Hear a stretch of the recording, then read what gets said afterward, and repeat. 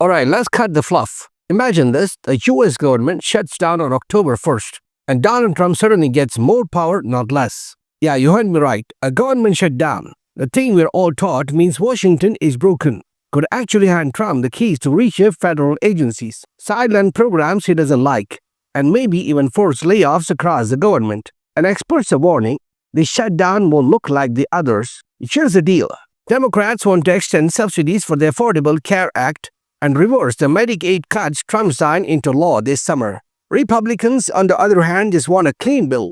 Keep the lights on, no extras, no healthcare handouts. That standoff, it's about to trigger a shutdown showdown. But here's where it gets weird. Normally, shutdown means furloughs, chaos, and everyone pointing fingers on cable news. But under Trump, analysts are saying he could use the shutdown as a weapon, not just a budgetary accident. Max Stier, CEO of the Partnership for Public Service, put it bluntly.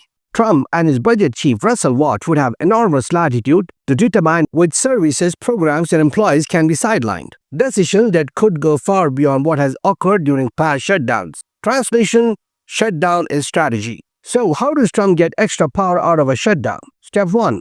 Executive control or spending. Congress usually holds the purse strings, but Trump's OMB, Office of Management and Budget, has already flexed by canceling foreign aid and withholding billions in domestic funds. That's supposed to be Congress's job, but Trump's team said, nah, we'll take it from here. Step 2. Define who's essential. During shutdowns, certain jobs keep going, like border protection, social security checks, Medicare, air traffic control.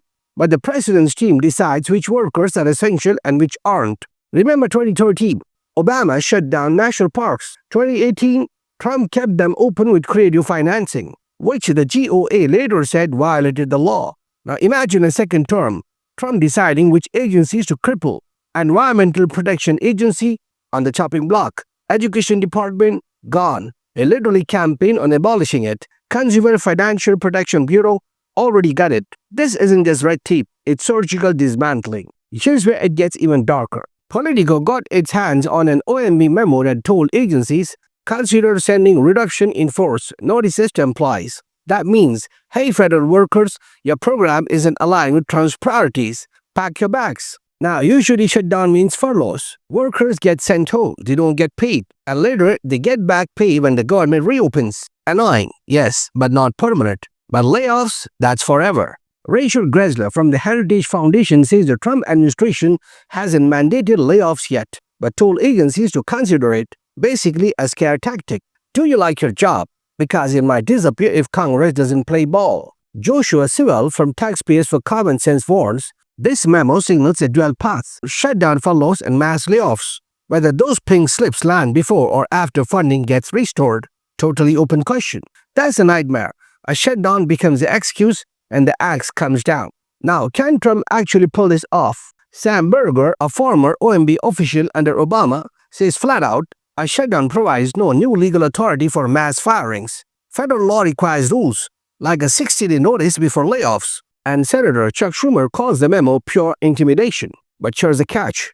Trump has already shown he doesn't care about norms. He pushes executive authority to the edge, waits for someone to sue, and by the time courts step in, the damage is done. Think about immigration bans, military funding for the border wall, foreign aid freezes. Half of it ended up in court, but meanwhile Trump had months of free reign. A shutdown would give him another window to act first, justify later. So what does this mean for everyday people? Social security checks, still going, that's mandatory spending.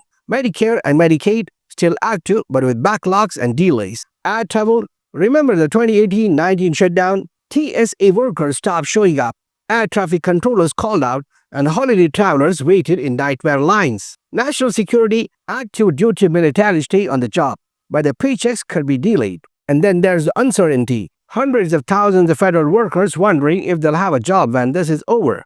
Agencies hollowed out.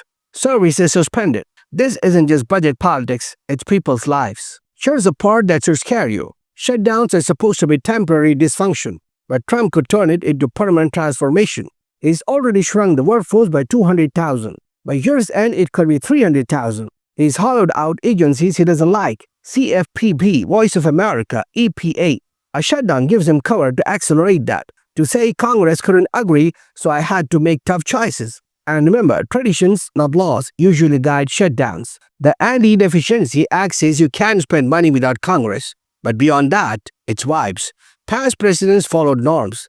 Trump doesn't, which means this shutdown could look less like a pause and more like a purge. So why should he care right now? Because the October 1 shutdown isn't just another Washington food fight, it's a stress test of democracy.